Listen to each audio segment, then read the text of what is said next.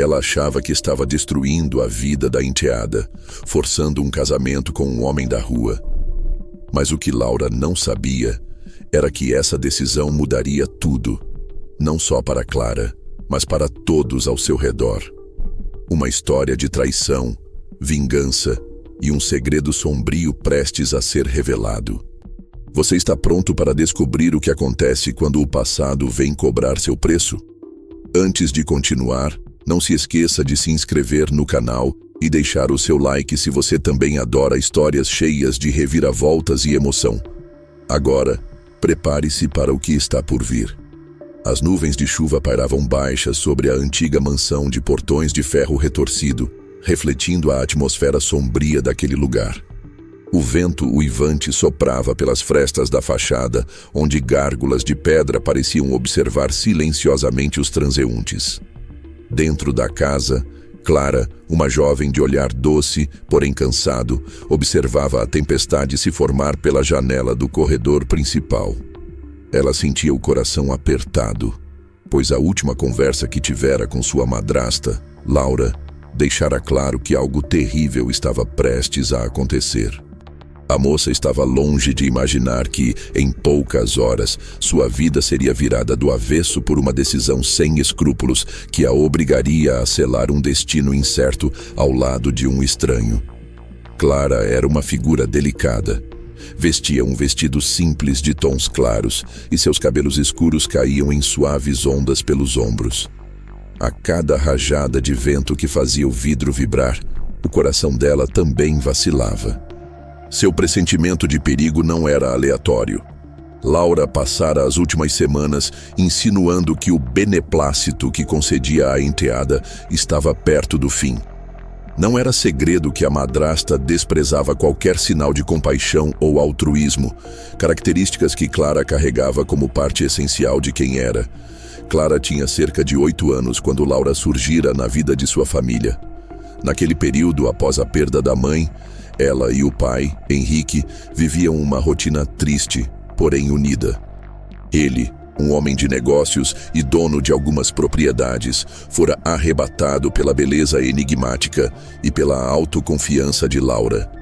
Em poucos meses, a mulher já ocupava o lugar de esposa e mais tarde transformaria a casa em seu palco de manipulações.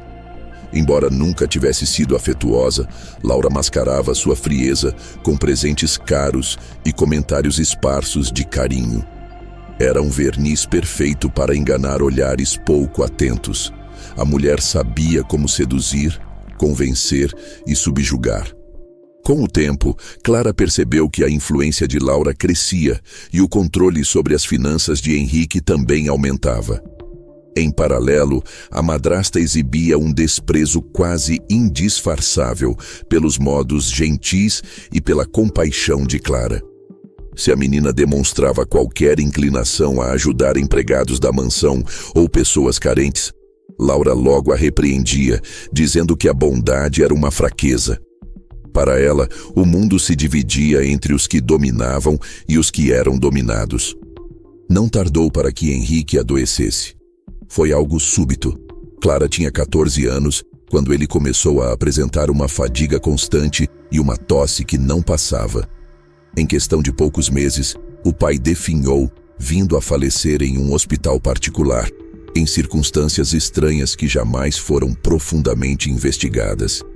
Sem o pai, Clara viu Laura assumir completamente a casa e os negócios, sendo a única responsável por qualquer decisão.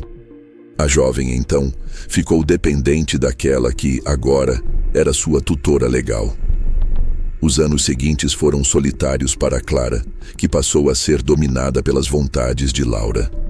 Ainda que frequentasse festas e eventos sociais a mando da madrasta, a jovem tinha poucos amigos e quase nenhuma saída independente. Era como se ela, mesmo maior de idade, permanecesse presa numa gaiola de ouro. Laura usava todo o seu charme nos jantares e recepções para ganhar influência e perpetuar a imagem de uma viúva virtuosa que acolheu a enteada órfã. Porém, a portas fechadas, o clima era de uma frieza congelante. Até que, numa tarde chuvosa, Clara deu uma escapada para o centro da cidade, algo que raramente fazia sem autorização. Ela levava um pequeno embrulho com sanduíches, frutas e um suco, pensando em distribuir a alguém que precisasse. Já havia notado, em caminhadas anteriores, um rapaz que dormia próximo à estação de trem abandonada. Ele era jovem, aparentando uns 20 e poucos anos, tinha cabelos desgrenhados e mantinha um olhar de tristeza contida.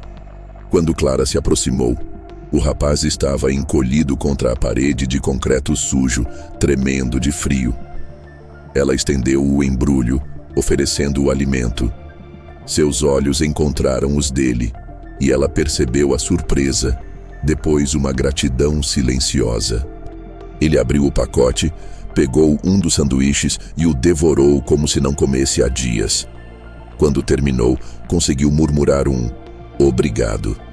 Clara sorriu, dizendo que voltaria em breve para ver como ele estava. A singeleza do gesto chocou-se com a intensidade daquele encontro.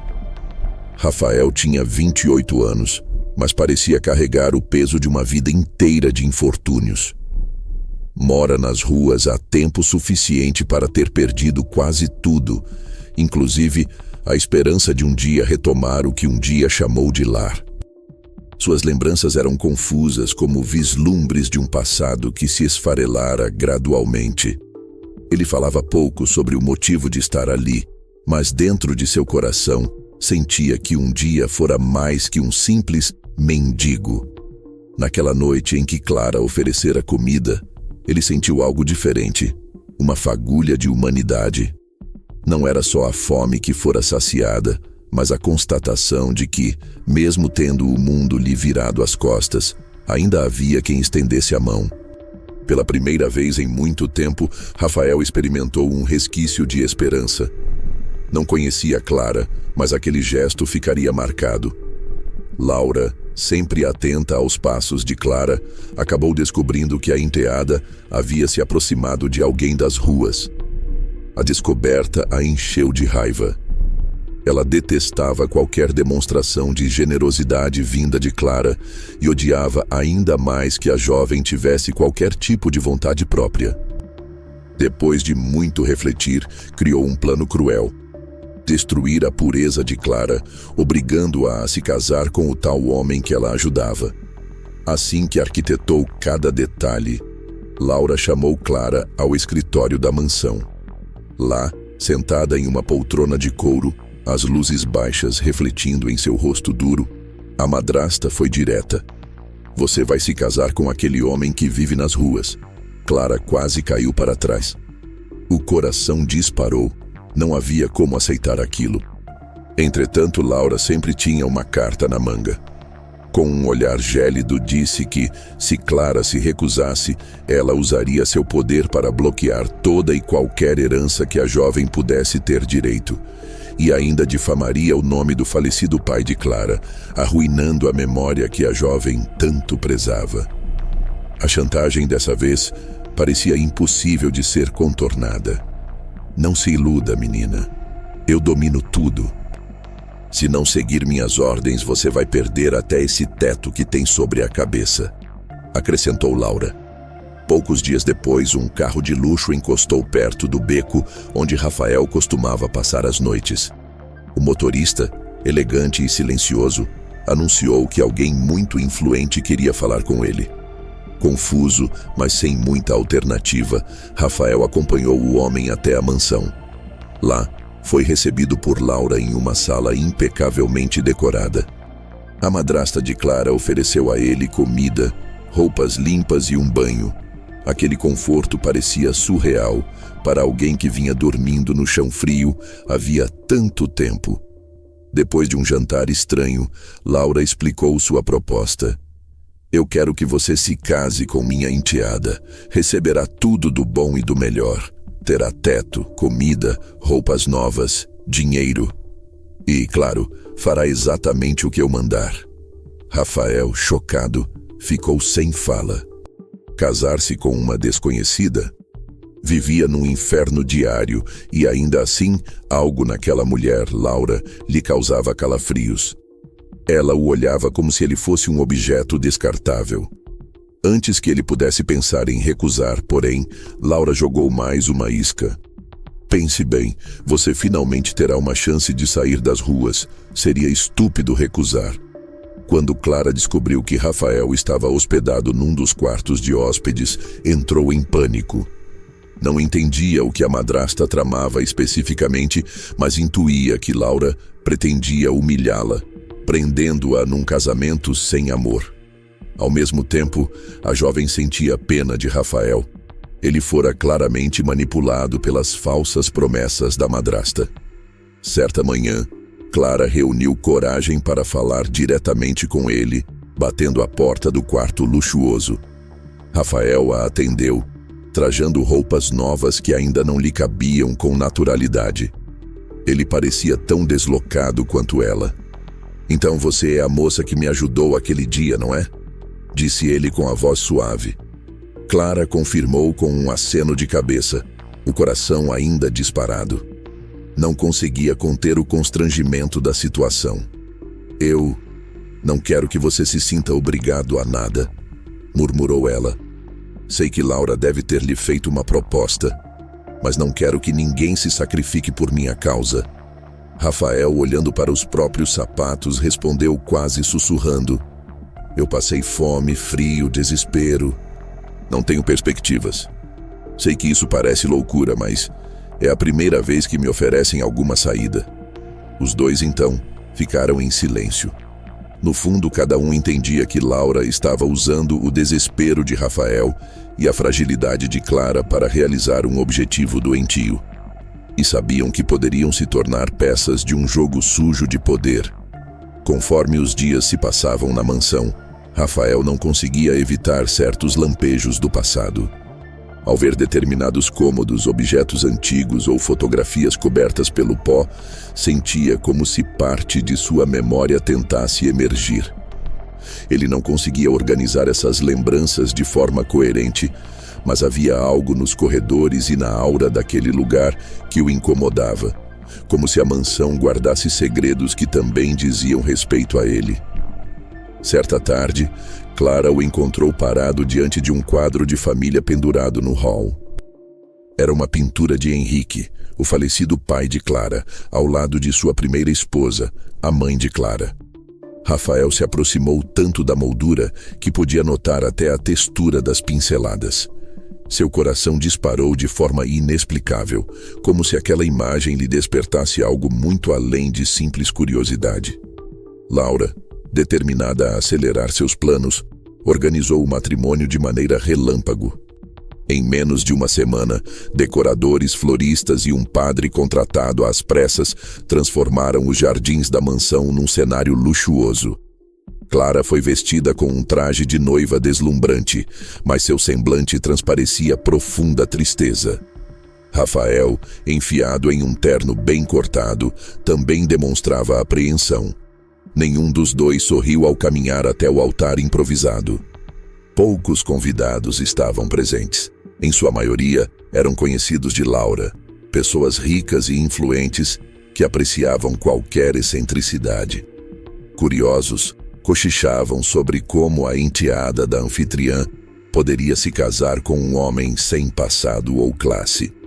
Laura se mantinha na retaguarda, com um sorriso cínico no rosto, satisfeita com a humilhação de Clara. Quando o padre começou a cerimônia, o silêncio que caiu sobre o jardim parecia esmagador. A expressão de Clara era de total resignação. Rafael, por outro lado, sentia um turbilhão de emoções crescendo, como se algo dentro dele se rebelasse contra aquela situação. No instante em que o padre pediu para que trocassem votos, Rafael ficou imóvel. Ele engoliu em seco, olhou para Clara e viu nos olhos dela um misto de desespero e bondade. O peso de participar daquela farsa era insustentável, e então ele tomou uma decisão inesperada. "Eu não posso continuar com isso", declarou em voz alta, interrompendo o ritual. Laura arregalou os olhos, esboçando raiva. Os convidados começaram a sussurrar, chocados. Clara ficou atônita.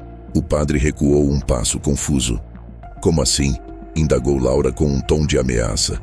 Rafael, olhando para todos, prosseguiu. Eu não sou quem vocês pensam. Não me chamo Rafael. Meu nome verdadeiro é Gabriel Martins. E tenho razões muito fortes para crer que não estou aqui por acaso. O pânico tomou conta do semblante de Laura. Ela olhou para o noivo como se estivesse vendo um fantasma. A plateia começou a se agitar, intrigada com aquela declaração. Clara, segurando o buquê, sentiu um arrepio percorrer sua espinha. Gabriel Martins? Ecoou a voz de um dos convidados. Martins, acaso você é parente de Roberto Martins? A pergunta fez Laura trincar os dentes. Nesse momento, a expressão de Gabriel, antes Rafael, endureceu. Sim, Roberto Martins era meu pai, assassinado em circunstâncias misteriosas. E eu acredito que Laura, a madrasta de Clara, esteve por trás disso. O murmúrio entre os presentes cresceu como um zumbido frenético. Laura, completamente fora de si, tentou interromper Gabriel, mas ele avançou na direção da madrasta e apontou o dedo acusando-a. Você afastou meu pai de mim, manipulou-o, roubou-lhe a fortuna e fez parecer que tudo foi um trágico acaso. Depois, sumiu para começar uma nova vida. Mas eu sobrevivi, mesmo depois de ter sido jogado às ruas como um estorvo. Clara sentiu o coração disparar. Olhava para Laura, procurando alguma explicação. Os olhos da madrasta, brilhando de ódio, deixaram claro que tudo aquilo era verdade. A máscara perfeita que ela sempre usara começava a ruir de forma irreversível. Em meio aos gritos e protestos de Laura, que tentava se defender de maneira histérica, Gabriel contou que passara anos sem saber por que sua vida virara de cabeça para baixo. Tinha flashes de uma infância em uma casa grande, onde uma mulher linda, mas fria, vivia às custas de seu pai, Roberto Martins. Então, certo dia, tudo simplesmente desmoronou. Meu pai foi encontrado morto depois de um suposto assalto, narrou Gabriel, a voz embargada. Nunca encontrei provas definitivas, mas sempre desconfiei que foi tudo orquestrado pela mulher com quem ele havia se casado. Ao ouvir isso, Laura explodiu. Mentiras! Você é só um mendigo oportunista. Porém, um dos convidados se aproximou, dizendo ter conhecido Roberto anos atrás. E a fisionomia de Gabriel lembrava muito a do falecido homem. A semelhança derrubava qualquer tentativa de Laura alegar que aquilo tudo não passava de invenção. Clara, em choque, sentiu-se traída de todas as formas. Ela compreendia, agora, que Laura jamais fora apenas uma madrasta rígida. Era uma verdadeira criminosa, provavelmente também envolvida na morte de seu próprio pai, Henrique. Toda a dor que enfrentara desde a morte dele poderia ter sido parte de outro esquema ainda maior de Laura. Sem conseguir manter a pose, Laura recuou alguns passos, tremendo de fúria. Estava encurralada. Um coro de vozes passou a cobrá-la de explicações. Foi quando ela perdeu completamente o controle. Vocês não sabem nada do que passei. Precisei lutar para conquistar o que merecia. Gritou desvairada. Sempre estive rodeada por homens fracos que não reconheciam meu valor. Se tive que eliminar obstáculos, eu fiz. E faria de novo se fosse preciso. A confissão estarrecedora pairou no ar. Os convidados, horrorizados, começaram a abandonar o local, temendo o envolvimento no escândalo. Clara viu o olhar insano de Laura, que fora de si, disparou na direção da enteada. Sua ingrata. Você sempre me desafiou. Achou mesmo que teria um final feliz. Gabriel reagiu, colocando-se entre as duas. Não toque nela. Você já destruiu vidas o suficiente. Laura, agora em frenesi, correu para dentro da casa, seguida por alguns seguranças. O som de vidros quebrando ecoava pelos corredores.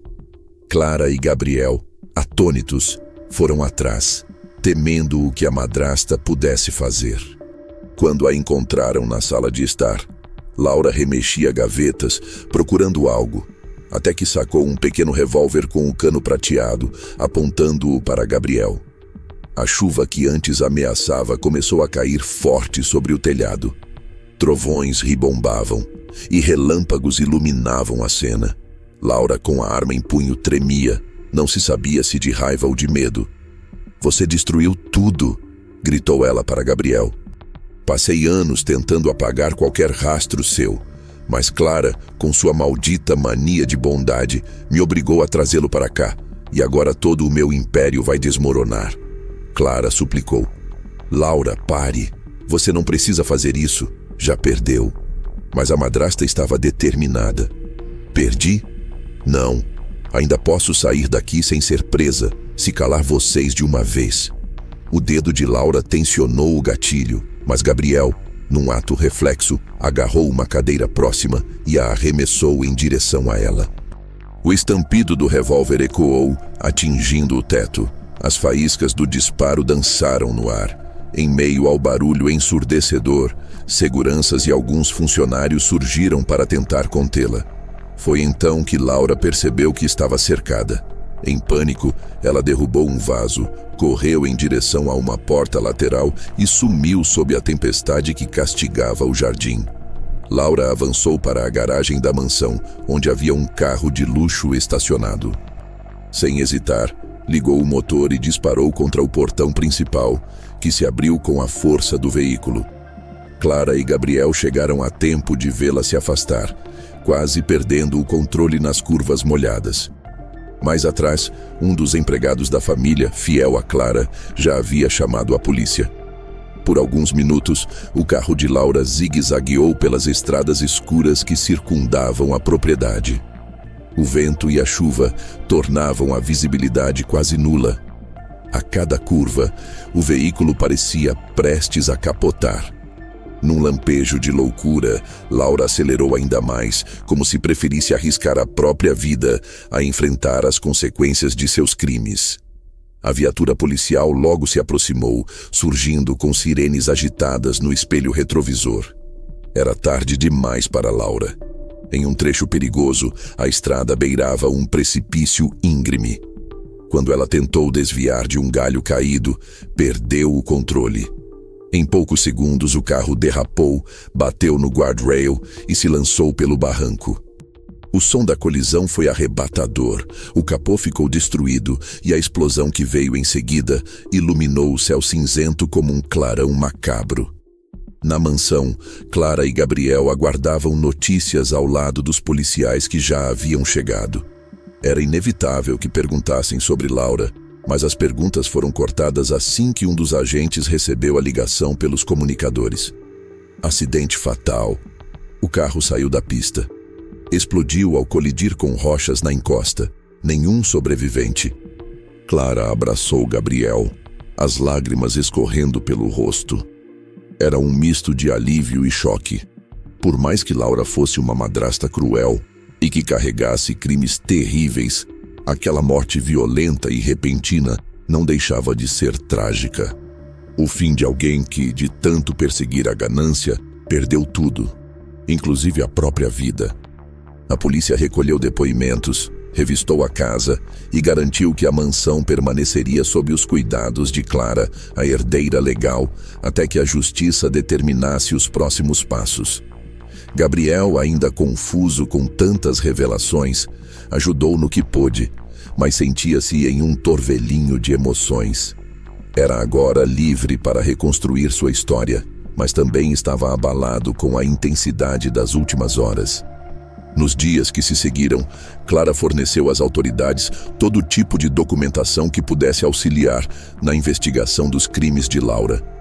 Contas bancárias, suspeitas, transações antigas do pai de Clara, registros do falecido pai de Gabriel. A cada descoberta, ficava evidente a teia de manipulações que Laura construíra ao longo de anos. Casamentos forjados, mortes suspeitas e fraudes financeiras. Para a surpresa de Clara, parte da herança deixada por Henrique ainda estava disponível em contas que a madrasta usava com certa cautela, sem torrar todo o dinheiro de modo chamativo. Com Laura fora de cena, a posse legítima voltaria para Clara. Quanto a Gabriel, Não demorou para que algumas evidências concretas confirmassem o parentesco com Roberto Martins. Apresentou documentos antigos que conseguiu manter ao longo dos anos e que ele protegia como um tesouro, mesmo perambulando pelas ruas. Um exame de DNA foi o golpe final para desfazer quaisquer dúvidas. Gabriel Martins era, de fato, o filho de Roberto. Desse modo, parte da antiga fortuna dele, que passara ilicitamente às mãos de Laura, também seria restituída. A mansão passou por uma reformulação completa. Clara, que sempre a achara sombria, decidiu abrir as janelas, trocar mobílias pesadas por peças mais leves, remover quadros que evocavam lembranças dolorosas. Ela sentia que precisava dissipar todo o traço da presença de Laura. Gabriel, por sua vez, não só colaborou ativamente na renovação dos ambientes, como também se tornou o maior confidente de Clara. Unidos pela desgraça que quase os separara para sempre, eles criaram um laço profundo de respeito mútuo. Aquele casamento forçado, que não chegara sequer a ser concluído, cedeu lugar a uma amizade sincera. Gabriel contou a Clara sobre o pesadelo de viver nas ruas, a humilhação que sentia ao pedir esmolas e como quase perdera a vontade de viver. Em resposta, Clara revelou histórias de sua infância sem a mãe, dos tempos sombrios após a morte de Henrique, das manipulações de Laura e de como sempre se sentira sufocada por uma presença maligna dentro de casa. Em meio a essas confidências, perceberam que, apesar de terem origens diferentes e passados dolorosos, algo os unia: a coragem de sobreviver num mundo hostil. E aos poucos, aquela amizade frágil foi tomando forma de um sentimento mais forte. Com a herança recuperada, Clara e Gabriel decidiram que não poderiam simplesmente usufruir do dinheiro enquanto tantas pessoas passavam pelas mesmas dificuldades que ele enfrentou nas ruas. Movidos pela compaixão, criaram uma organização sem fins lucrativos, cujo objetivo seria oferecer abrigo, alimentação e oportunidades de trabalho para pessoas em situação de rua. Deram-lhe o nome de Casa Aurora, simbolizando o nascer do sol que renasce todos os dias, iluminando novos começos. A primeira ação de Clara e Gabriel foi adquirir e reformar um prédio no centro, onde poderiam receber pessoas desabrigadas, dar-lhes suporte médico e psicológico, além de oficinas de capacitação profissional. Sentiam que precisavam retribuir a vida pelas segundas chances que tiveram. A história de Gabriel, que deixará para trás a amargura das ruas, servia de exemplo para os que chegavam sem perspectivas. Certa tarde, quando Clara e Gabriel andavam pelos cômodos do novo abrigo, um senhor idoso, de olhos cansados, aproximou-se deles. A princípio, estava envergonhado por admitir que não tinha onde dormir. Gabriel colocou a mão em seu ombro, dizendo: "Eu sei como é. Eu vivi assim por anos. Aqui você não vai ser julgado, apenas acolhido." O homem, emocionado, caiu em prantos. Foi nesse momento que Clara percebeu a dimensão do bem que estavam fazendo. Ela e Gabriel estavam semeando esperança em corações que, muitas vezes, o mundo ignorava. Mais tarde naquela noite, Gabriel e Clara conversavam no refeitório do abrigo, que já começava a receber seus primeiros moradores. Clara suspirou, olhando ao redor. Parece um sonho saber que, depois de tudo, estamos conseguindo oferecer um lugar seguro para quem mais precisa. Você imaginou que chegaria tão longe? Gabriel pegou delicadamente a mão dela. Quando me vi naquele altar, prestes a selar um pacto que não desejava, jamais imaginei que semanas depois estaria livre dos fantasmas do meu passado e ainda por cima, ao lado de alguém tão extraordinária como você. Clara corou, baixando os olhos. Você diz isso porque finalmente me conheceu melhor? Ele sorriu de canto. Digo isso porque seu gesto de compaixão, aquele sanduíche, aquele olhar de respeito e não de pena, foi o gatilho para que tudo isso aqui fosse possível. Uma conexão genuína havia florescido entre Clara e Gabriel. No entanto, ambos hesitavam em dar um passo adiante por medo ou pelo receio de se precipitarem depois de tantas tragédias. Mas conforme trabalhavam lado a lado, era inegável a cumplicidade. Longas conversas à noite, sorrisos trocados ao final de um dia exaustivo de trabalho no abrigo, a sensação de alívio que sentiam ao ver que o outro estava bem. Certa noite, depois que todos no abrigo foram dormir, Clara e Gabriel ficaram organizando papéis e listas de suprimentos na recepção. Ela estava sentada, digitando algo no computador, enquanto ele observava. Sem que percebesse, Gabriel a olhava com ternura. Então, uma vontade incontrolável de ser sincero o dominou. Clara, eu preciso te dizer algo. Ela ergueu o olhar intrigada. Fale. Ele hesitou por um instante, mas o silêncio no refeitório vazio o incentivou. Eu sei que pode parecer loucura. Vivemos uma situação traumática, mas eu te amo. Ela arregalou os olhos, sentindo o coração disparar. Vinha nutrindo sentimentos por ele, mas sempre se conteve, achando que tudo podia ser confusão de quem passou por um turbilhão de acontecimentos. Com o rosto corado, Clara sorriu, e as lágrimas de emoção começaram a escorrer. Você não tem ideia do quanto isso me faz feliz. Eu também amo você, Gabriel. Eles se abraçaram ali mesmo, e pela primeira vez, deixaram que o passado de mentiras e dores ficasse para trás, enxergando a perspectiva de um futuro luminoso. Com o relacionamento assumido, Clara e Gabriel passaram a conversar sobre consolidar a união de maneira oficial, mas não da forma forçada, que quase os uniu num matrimônio infeliz. Agora seria por amor, decisão própria e sincera. A ideia de se casarem, tendo como testemunhas as pessoas que apoiaram sua luta, cresceu naturalmente. O tempo foi passando e a Casa Aurora tornou-se um projeto de referência na cidade, acolhendo muitas famílias em situação de vulnerabilidade. Clara e Gabriel estavam mais unidos do que nunca, dedicando suas vidas a oferecer às pessoas algo que ambos valorizavam: uma nova chance. Em meio a esse processo, Clara recebeu a notícia de que esperava um filho. A descoberta chegou de maneira discreta, mas profundamente emocionante. Na cozinha da mansão, que havia sido convertida num lar muito mais acolhedor, Gabriel brincava com a situação, dizendo que a criança já começaria a vida com duas missões: ser feliz e ajudar o próximo. Para Clara, aquela gravidez simbolizava uma luz definitiva após o período mais sombrio que vivera. Na véspera do segundo casamento, agora legítimo, Clara e Gabriel decidiram trocar alianças no mesmo jardim que outrora fora palco de uma quase cerimônia desastrosa. No entanto, em vez de convidados altivos e fofoqueiros, o local estava repleto de crianças, idosos e pessoas que encontraram uma família na Casa Aurora. O clima de harmonia e simplicidade era marcante.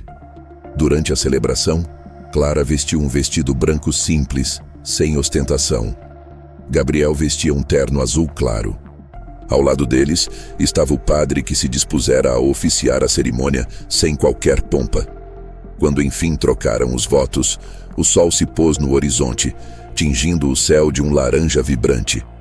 As pétalas de flores lançadas pelos convidados formaram um arco colorido que contrastava com a lembrança do dia chuvoso em que quase se uniram no meio de uma mentira.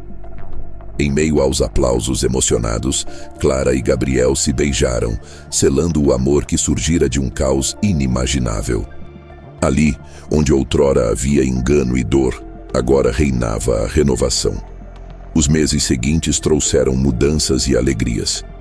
A criança de Clara e Gabriel nasceu saudável, recebendo o nome de Aurora, em homenagem ao projeto e ao amanhecer que simbolizou uma vida nova para todos. A Casa Aurora expandiu-se, abrindo novas unidades em outras regiões da cidade. Tornou-se um movimento comunitário de alcance notável, capaz de influenciar políticas públicas em benefício de quem tanto precisa. As investigações policiais concluíram que Laura, ao longo de décadas, acumulou inimigos e suspeitas de crimes. Seu arquivo pessoal, encontrado na mansão, revelava esquemas internacionais de lavagem de dinheiro e uma lista de nomes que colaboravam com suas falcatruas. Alguns deles, influentes, acabaram também indiciados, provando que o alcance da madrasta fora muito além do que Clara suspeitava. No fim, o trágico acidente de Laura, que resultou na sua morte, libertou muitas pessoas da sombra de suas manipulações. Enquanto a mansão agora era um local de luz e boas memórias, um lembrete silencioso permanecia nos retratos que Clara e Gabriel escolheram manter no sótão. Fotos do passado, mostrando o antigo dono da casa, Henrique, e um sorriso ingênuo de Clara ainda criança. Eram provas de que o tempo não para e de que até das piores tempestades pode surgir um sol acolhedor. Numa tarde de primavera, Clara e Gabriel, agora acompanhados da pequena Aurora, resolveram visitar o antigo beco onde Gabriel, então Rafael, passara tantas noites famintas. Levaram consigo alguns funcionários da fundação e muitos mantimentos para as pessoas ainda ali vulneráveis. Percorreram as ruas estreitas, distribuindo água, alimentos e vales de transporte para levá-los ao abrigo. Quando chegaram exatamente ao lugar onde Clara havia encontrado Gabriel pela primeira vez, o vento soprou suavemente, como se fosse um sussurro de lembrança. Ele segurou a filha nos braços, olhando ao redor. Tanta dor habitara ali, mas também fora o ponto de partida para o milagre de suas vidas. Clara abraçou Gabriel por trás e disse em voz baixa: "Foi aqui que tudo começou." Ele depositou um beijo nos cabelos dela, olhando para a filha. "E que continue daqui em diante, sempre em direção a algo melhor." O sol se pôs, tingindo o céu com tons avermelhados, enquanto as luzes dos postes se acendiam na rua estreita. Nesse cenário, Clara e Gabriel se despediram do passado definitivamente, seguindo de mãos dadas, rumo a um futuro que agora não carregava mais correntes ou medos. O destino, que um dia conspirou para cruzar seus caminhos em uma trama cruel, transformara-se em um aliado que lhes oferecera a mais poderosa das armas: o amor que renasce até dos escombros.